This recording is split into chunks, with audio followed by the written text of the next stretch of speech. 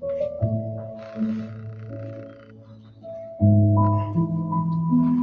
everybody. Good evening. Welcome to my room. I hope everybody is doing well in this heat and monsoon somewhere and terrible heat somewhere in California. So, very disturbed by the weather changes, everybody. Um, and I was hearing this morning, the afternoon, about deep sea mining. That's also not good for us. I was talking about that too this afternoon. But I'm here to talk about how can we really help the healthcare workers, not only as citizens, as patients, but also concerned people, and really helping them in the long run will be helping the society as a whole too, because the way the doctors are going out of the profession and not being able to really enjoy their profession and getting burned out and costing their health and all that. That's a big concern for me for a long time, and I have been trying to help my colleagues informally for a number of years. And now I have this new company.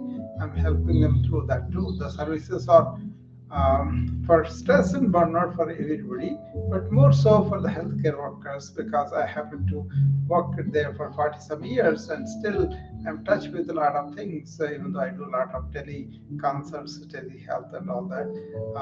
So I hope everybody realizes the trouble that healthcare workers, not only physicians but also nurses. Nurses are much more so because so many of them are leaving our profession, and there is always shortage of nurses, but now it is more so. And with the advent of AI, probably more people will be laid off before everybody can master the skills of the AI and they create new jobs too. I think I'm optimistic about that. There will be new jobs generated by people who are really AI savvy, and I would like to be that too. I'm really embraced AI. I'm spending a lot of time learning the new programs, making new way of writing, of producing videos, and all that. I think all that will do go to help the healthcare in the long run, because a lot more people will be aware of their conditions. A lot more people will be much more ready to face some things, and as we get to the next 10 or 20 years, I think a lot more going to be changing with which how these large language models are going to dictate things to us. Right? That's one thing that is there.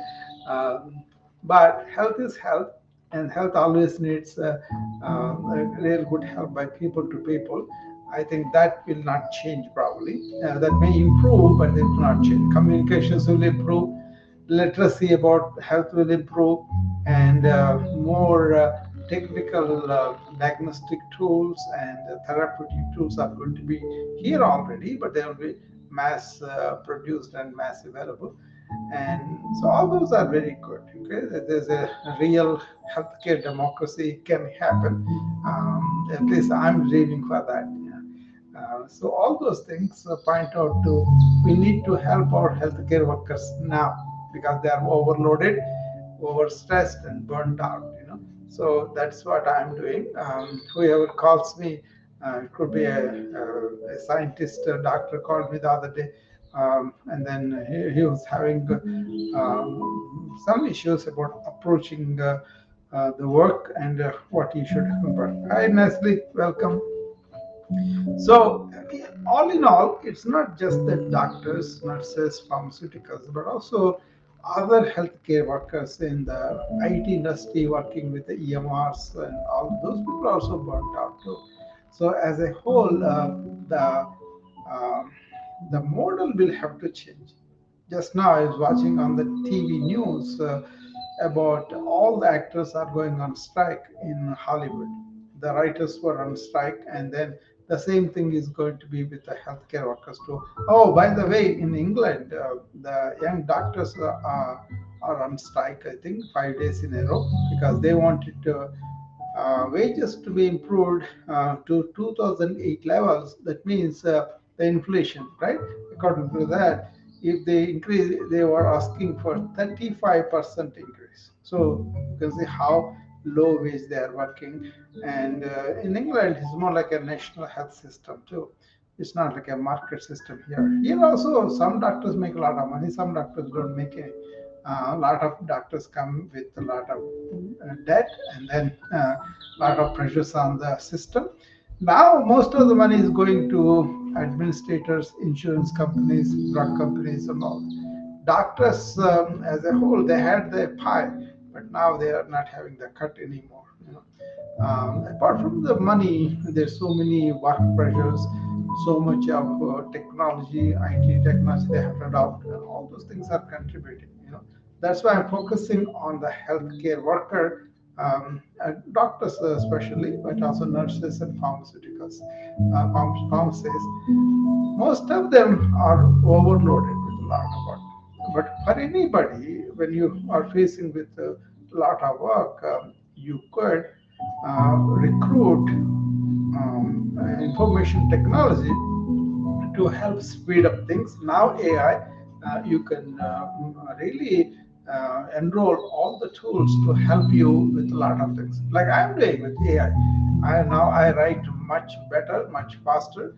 Of course, I edit and I read everything, but then a lot more composition, a lot more good language and grammar, and all those things are done very well. I use what's called Pro Writing Aid. That's a program that runs underneath whatever I'm writing, and then it suggests correction right away. After all, I'm not uh, really want to master literally, but I want to use that to appeal to people who are reading me. They would enjoy the good language, good prose, and everything that is expressed nicely. Ideas are mine, but the language, the way it is putting it, is wonderful. So that's the app I use. It does give me a lot of suggestions as I'm writing. The suggestions will come. So that kind of thing. And also the writing time has gone down, editing time has gone down, right? Like that, IT that is available, I think we should embrace it and use it so that we are left alone for most of the time to go and enjoy ourselves. That's what I do. I don't mind telling you. I have so much free time after I do these things. Then I go to the nature and enjoy myself, or spend some time with my family, talk about things, see some entertainment only occasionally. But most of the entertainment comes for us spending time with each other and going out and enjoying the nature. That's what we prefer. Or good, nice music. So many things we can do where we don't have to be exposed to technology all the time, right? So that's one thing I think everybody can use, recruiting the technology to unburden us from this mundane and routine things that we don't have to spend so much time and energy. That way, it is a very good thing. But if you let the technology influence your thought and influence your addictive habits, that's not good. That's where my spirituality comes, being aware, being really focused on what I really want to do. That's helping people to deal with the stress and burnout with the lessons I learned. And sometimes we learn from each other too. So it's not that I have all the solutions, but my heart is at that. See, that's where I want to keep it there. Especially doctors, when I talk to them, the level of frustration, demoralization that they have is increasing day by day. Mainly because there's so much interference with the patient care. So people are not able to do what they think is the right thing. So they're kind of cut because they're afraid of their licenses, and also they're not satisfied because their patients are not taken care of properly, and then they feel bad for the patients too. That is genuine feeling. They really feel bad for the patients.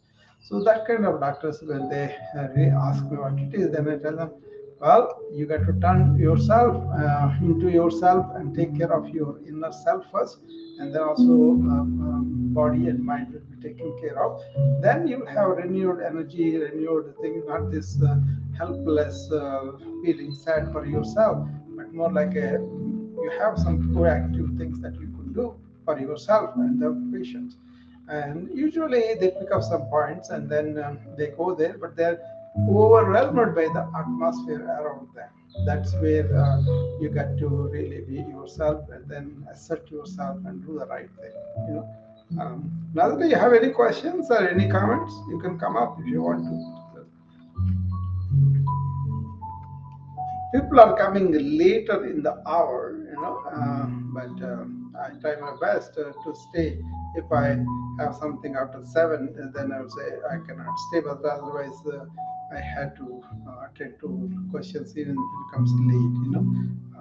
So let's see what Nestle has today.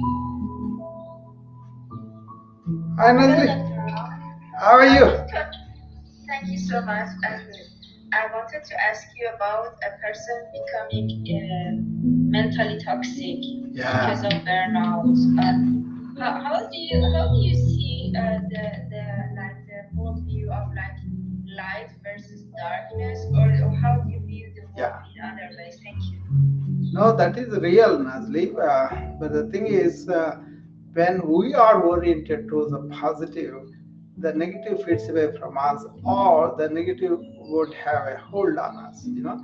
It's not just that easy. But what it is you in your mind also. If you are focused on you have the self will, not the ego, right? You have the self will. You are able to respect yourself. You have this kind of thing you want to do. That self will, you can turn it against yourself, or you can turn for yourself.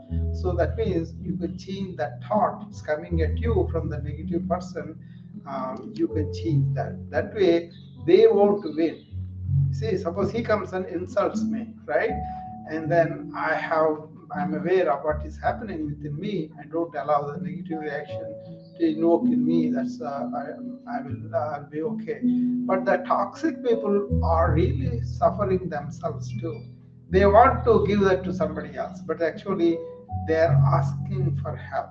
That's how I look at the people who are negative, toxic, really being negative all the time is the toxic, right?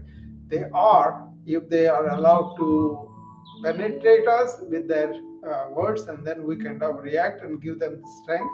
That is what they like, and also we can suffer that too. Even if you get angry, even if you think I'm justified to get angry, but that anger really affects us. So what I do is I watch any reaction coming in me, and then if it is too much reaction, then I may reflect. I may perceive why I did, and then what happened was, as time passed, each time the reaction has gone down. Now, to the extent I can clearly see somebody is toxic, and that is his business, and he can suffer with it. I don't have to accept it. Make sense?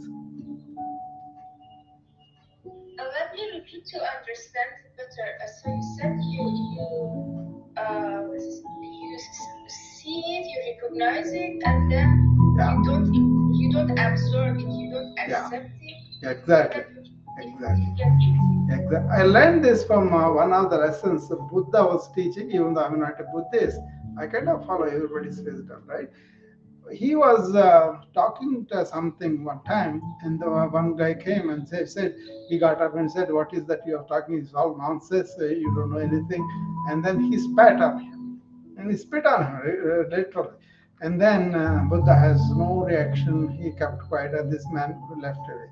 Then his disciples asked him, "What is this? He was insulting you so much, and you did not do anything about it." Then he said, "You see, somebody does something like that. If you don't accept it, then you will not have it in your mind, or it doesn't matter, because he is not in a reactive mind. He is beyond the mind. That's why he's called Buddha.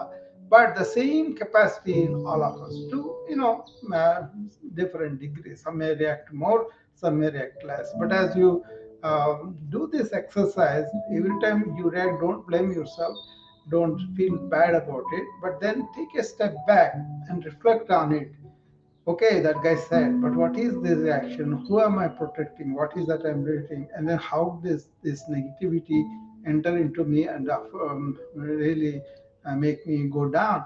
Then you will have the reactions going down in intensity first, and then in frequency also they go down because you encounter the same situation everywhere, right? And then you also be equanimous when somebody praises you a lot or insults you a lot. If you are equanimous like that, that is one thing that ancient wisdom taught me how to be equanimous in the presence of high praise or in the presence of high toxic negativity. It can be done, but it has to be aware. We have to be aware. We cannot just brand it and then defend ourselves from all that. We don't need to. Let him keep his negativity. I don't want your negativity. That kind of thing happened to me. Yeah. Thank you so much. I also struggle feeling like happy if I should like be equanimous against both ways. So Yeah. how Yeah. can we then Yeah. like you just kind of you don't want to feel numb and don't No. feel any No. discomfort. How to None. be able also to feel like excited, but Yeah. if we doubt that happiness, what should we do? Yeah.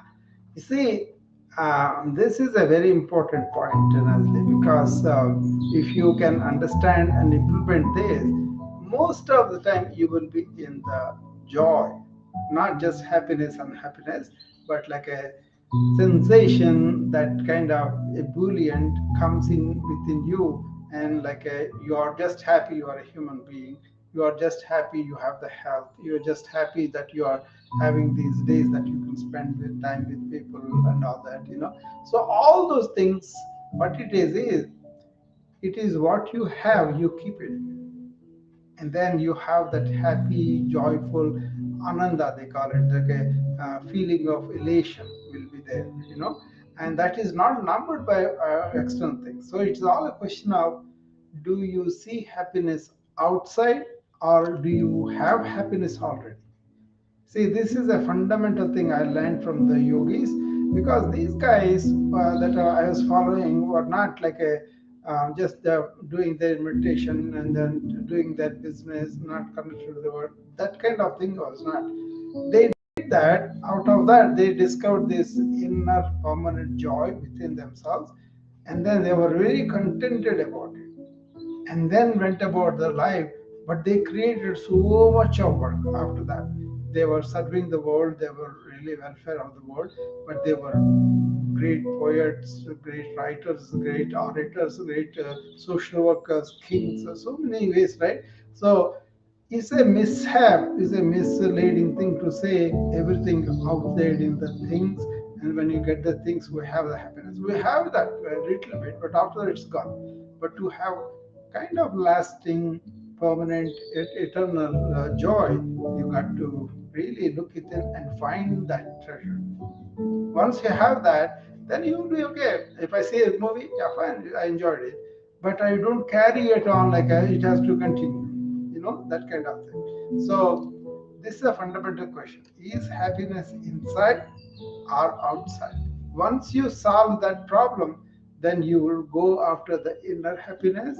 That happens by feeling and recognizing it, not commenting or analyzing it. Anything outside, you could do the analysis, but inner feelings, just to stay with what you are doing and then go with it, and then eventually you will layer out all the layers that were covering up this inner treasure.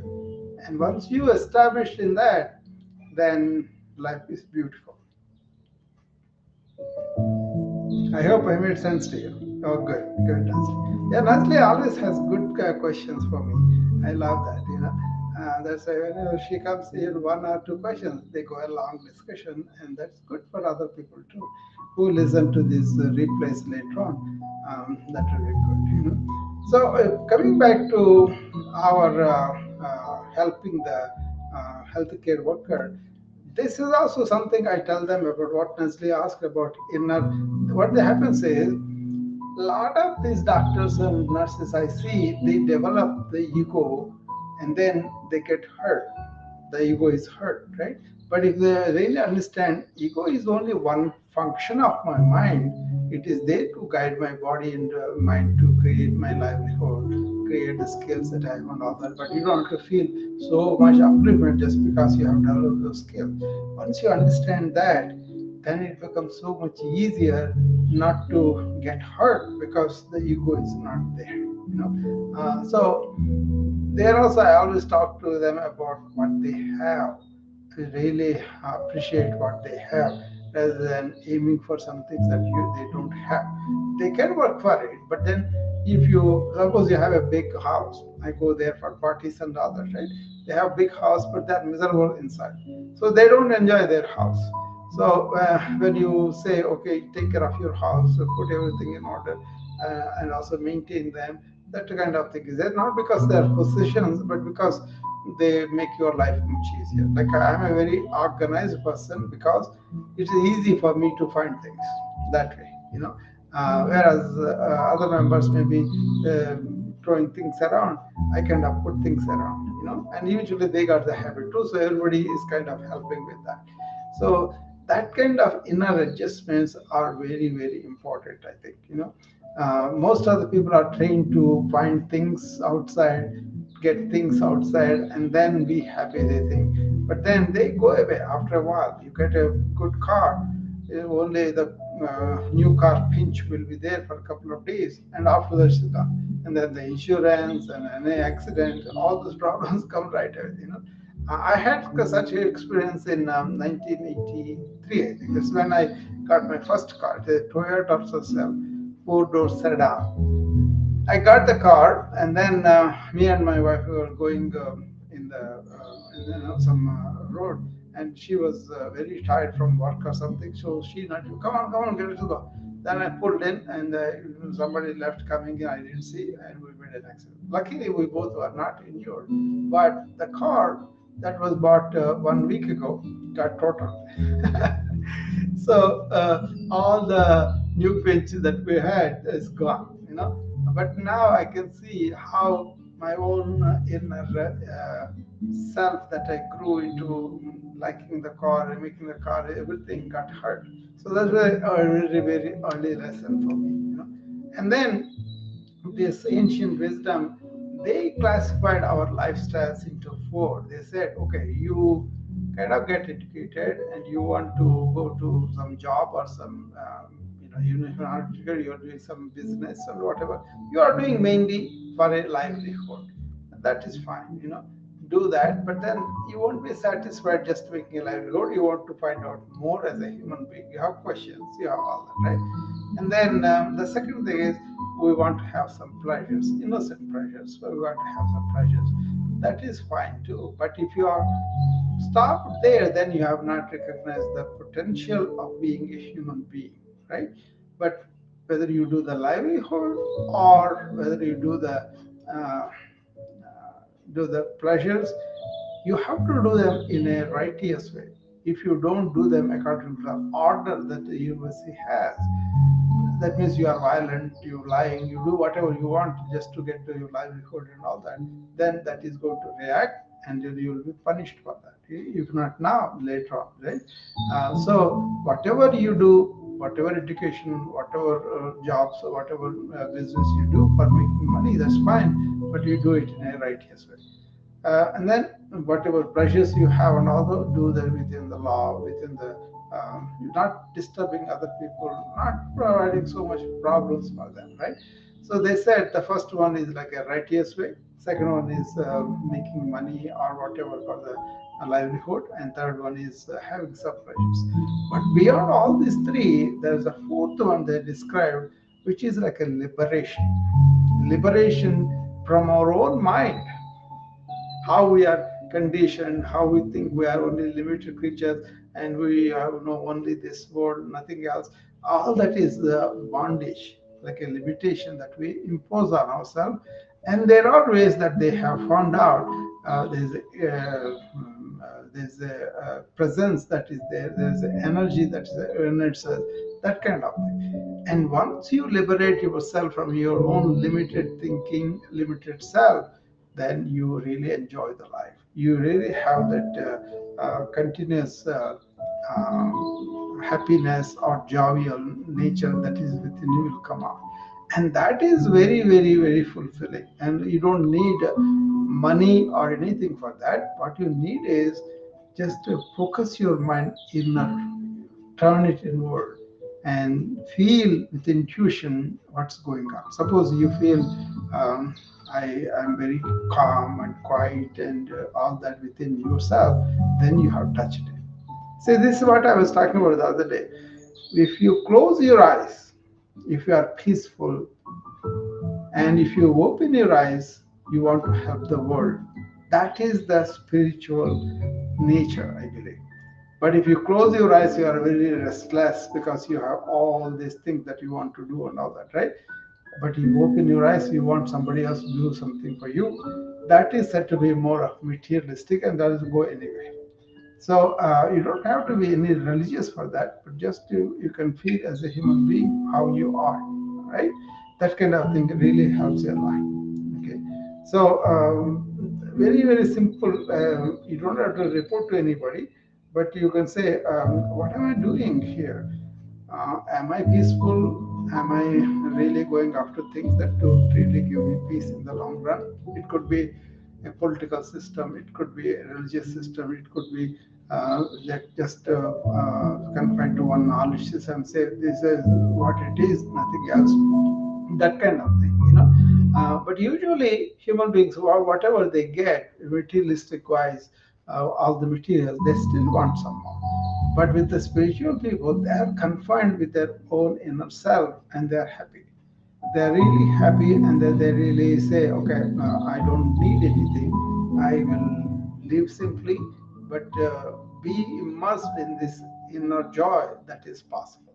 You know. Elizabeth, welcome. Dharani, welcome. Anybody wants to come? Chuck also is there. Um, if you guys want to come up, you are welcome. More than Leslie was here, and then she asked her questions. Then she is now listening. That's good. There are okay, some 16 people on the Wisdom app also. You can also come up if you want to. Otherwise, my focus had been how do you help the doctors that are burning out?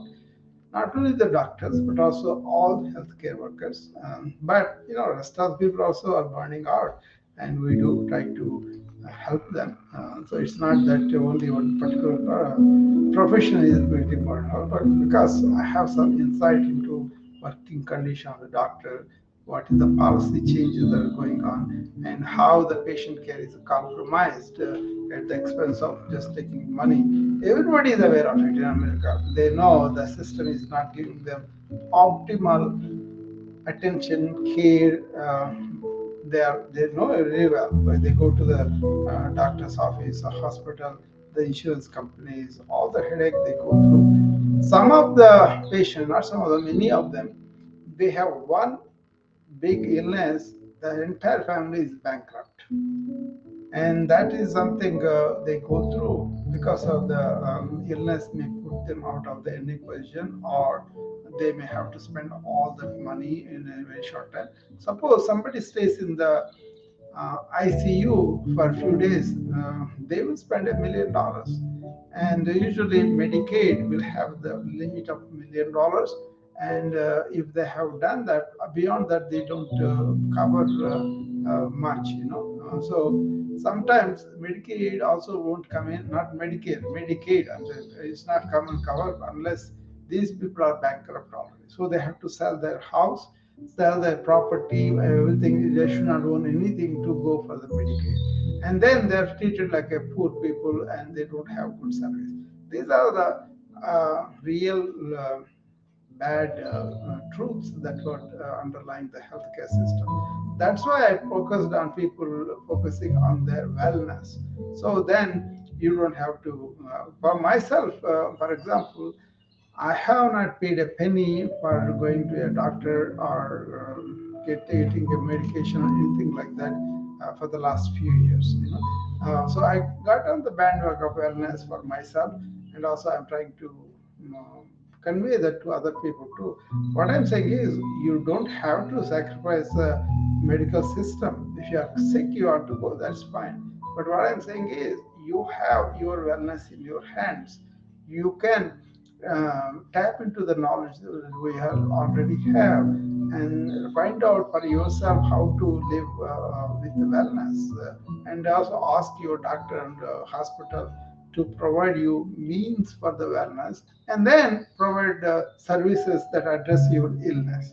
So if you leave all the wellness in their hands, they are not paying attention, first of all, and also they are indifferent for that. And if you get an illness, that's your responsibility. When you go there, they will do from there whatever they can do, and then even if you have symptoms, you need a repair, they will do the repair. But afterwards, they send you to the same condition. Suppose you are a diabetic, you are eating all the processed food, because that is the ubiquitous thing, right? Everywhere you go, you have this processed food. And that's why we have a lot of chronic disease. But then we still go to the McDonald's, we go to the fast foods, and we do lots of things that are not really healthy for us, because you may not have any other restaurant around, you may have only fast foods there. And there are so many black neighborhoods that are like that. They don't have any supermarket to go and buy the fresh fruits and vegetables. We call them more like a oasis, right? There's some places like that. So doctors will fix you if you are having symptoms of that, but then they don't take the holistic approach, which is actually each person's response. I'm concerned, but as doctors also, we have to educate the people. We have to make them aware of what are the bad things that are going on in the society, food industry, or even the entertainment industry, or offices where they make you sit down and work a lot of hours. That is inactivity. All these things are encouraged by the society without paying attention to that. To some extent, we have to take that into our own hands. I'm not talking about just as a doctor or as just a person, but I'm talking about regular citizen of anywhere, and then inviting everybody to take care of like that. Start with good lifestyle changes at home, and then understand how the health system is working, and also go and demand what is really your right, and also you show the responsibility by yourself. See, that's what happens in my wellness club. I try to preach them a lot of things. They do. Only a few people do it continuously because there's so much pressure on them. So suppose they go to work and they have to work night duty, for example, and then they go cafeteria is closed. They go to anywhere it's not there. They cannot leave the hospital, so they have to go to the vending machines and eat that junk. When I tell them, okay, pack some fruits and salads or something like that, or maybe something you have cooked at home that will be good for you. Very few people have the patience or strength to do that. But that's something you want to protect your wellness and not give it to the system. You got to understand how the system has developed, what are the problems, and then this is the same thing I'm talking about with the healthcare workers too. I tell them first attend to your health, and then you are expected to spend some time to keep your health, not really, not really neglecting it. So people think if I spend 30 to 45 minutes a day, especially women, I've seen that in the practice quite a lot. Women think they are really not able to afford the time because they have to take care of their husband, kids, in-laws, or parents, whatever, right? I used to tell them, no, you deserve 45 minutes for yourself. Focus on your body and your mind and your emotions and all that. If they can do it, that means they have to study, they have to understand, they have to really enlighten themselves about these things. And that is what the investment down the line, not only for the money, but the investment for your quality of life. That is the problem in America. They spend so much money on the healthcare, but the outcomes for the chronic diseases are so poor. So people are not paying attention to that. They only pay attention when they get hit. Otherwise, they don't pay attention. So once you get the hit, it's a very difficult thing to come back to normal. But if you can really understand this, especially coming up new technology is going to give you so many tools for personalized medicine. That means everything customized to you according to your genes, according to your family history, according to your lifestyles. We can warn you way ahead. I believe we can detect that you may have cancer in 10 years by the minute exams that are coming up. You know, that's a Kaku, that I think Japanese writer. He wrote this English book, and he was talking about quantum atom-based technology that's coming up. That will be very, very good. Right now, it's all digital, right? But later on, it's going to come on atom-based. There's a quantum. We know the quantum medicine is there for a while, but then the potential things that can be doing, they are coming up. So just wait and see, but then take advantage of them, because with chat gpt other things you can educate yourself about a lot of diseases, cross reference them and go to your doctor and present what you found out, and make sure that is all correct. And then also you can get lab testing that is very, very comprehensive. And then you can know what are your deficiencies, what are your toxicities and all that. And you can have screening of the cancer much better. All those things are developed just to protect your health. You got to be aware of them, and you got to be able to use them. Then it will be worthwhile. Okay. So, any questions or any comments? Elizabeth, you have anything?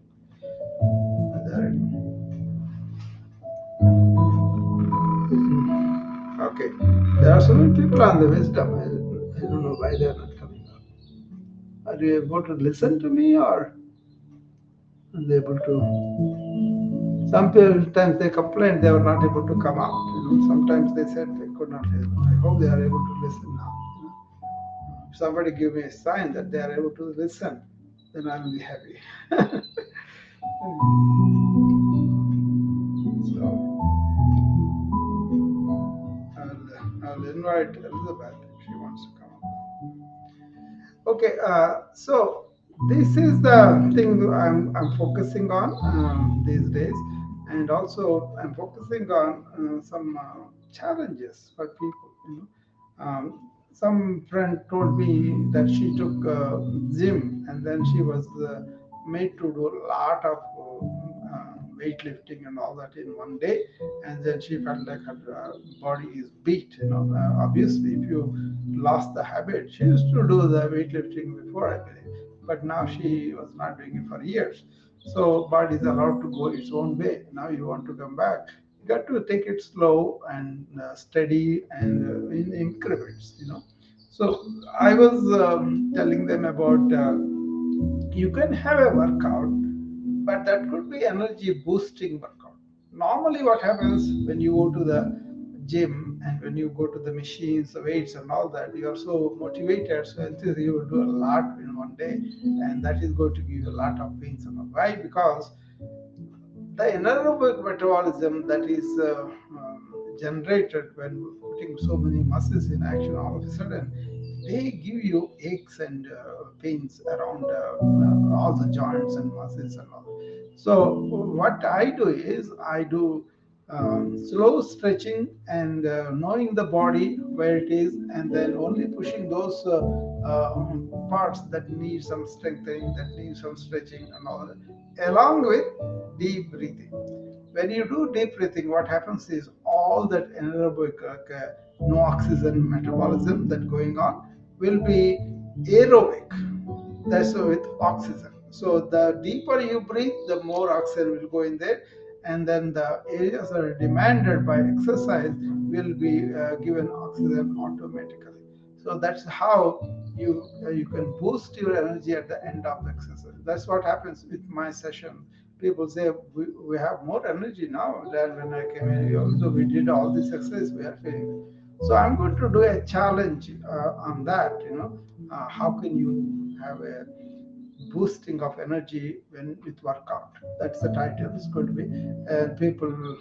It's going to be free, and anybody can come in, and then they have to participate in the whole program. But it's going to be 3 days, a few hours. I don't know how many hours.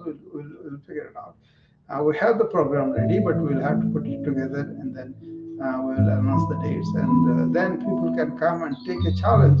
How can I know whether my body is having problems or not? How can I understand what is going on with my body, and how can I really develop a program that's not going to be like my friend, but it's going to be boosting your energy, inviting you to do more the next day. That's a very possible. We do have all the knowledge about that. So I combine yoga and other things, and then people can do that. So those are things are planned, and hopefully people will take advantage of them. I may have to advertise better, and I don't really advertise, just come on and speak. But for this program, probably I will make sure everybody knows about it. And I'm going to talk in the rooms like this too. And I will let you know when the date is there, and you will see the advertisement and all that. We have a number of videos already done on the topic, and so I can easily present them. I can incorporate them into a program for the 3 days, maybe 2 hours each day, something like that. So, all right, so I think I talked enough today, but if anybody has any questions, I can continue. Otherwise, I will see you back again tomorrow at the same time, 6 o'clock. Okay. Last chance for the people on the wisdom if you want to come up. So, otherwise, I will close the room. Okay, Leslie, thanks for coming up with the questions. Elizabeth, thanks for coming up. Darni, thanks for coming up. I'll see you again tomorrow at 6 o'clock. Thank you.